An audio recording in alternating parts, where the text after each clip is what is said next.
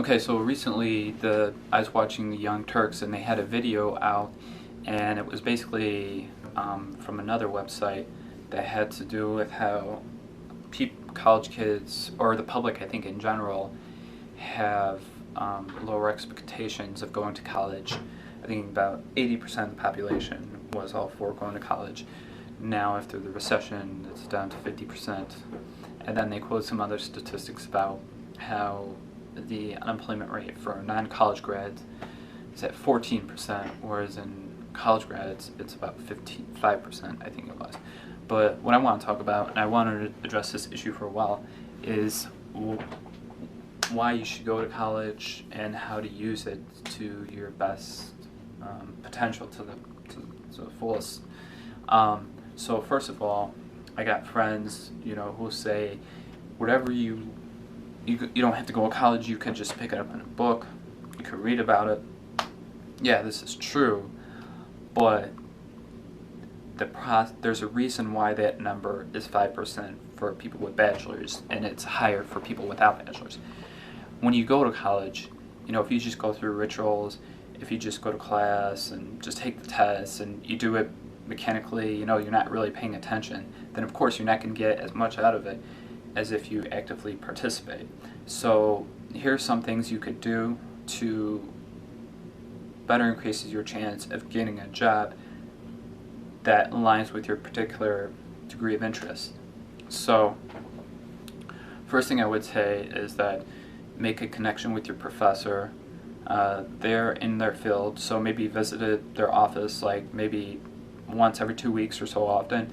Ask them, a question on a test, what's going on with this particular assignment, and then he might or she might have connections to the real world. I know I had a professor who's in journalism. I had a professor who's in international affairs. He's connected to the Peace Corps. These people have real connections out there, so it's good to make a connection, and plus you get a letter of recommendation afterwards. Second, I would say is join an organization or association that's affiliated with your academic major. So for instance, I was in journalism, so I joined the Society for Professional Journalists. You get resources, a database for employment, opportunities, conferences. You find out everything that's going on in that industry. So it connects you with that family of other students who are interested in that same particular field. Another thing I would say is go with your career counselor.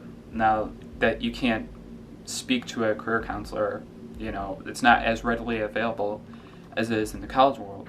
You could go for workshops and interviews. You could get your resume looked at. So there's tons of benefits with that. And then another benefit that you get from going to college that you might not get from going somewhere else is that there might be associations, but you could start your own club. And let's say you're interested in history, you start up a history club. You connect with people who are interested in history. So that's another benefit. And then the last one is internships.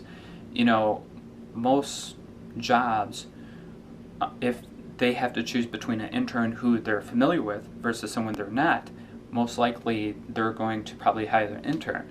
That intern will give them the first step to go into there. It's very hard to get an internship position without being an undergrad.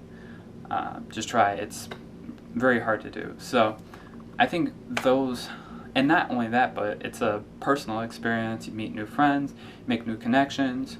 You might go to different events that you might not otherwise if you weren't enrolled in college. So overall, I think the degree of impact that college will have in your life depends on how proactive you are throughout your college experience.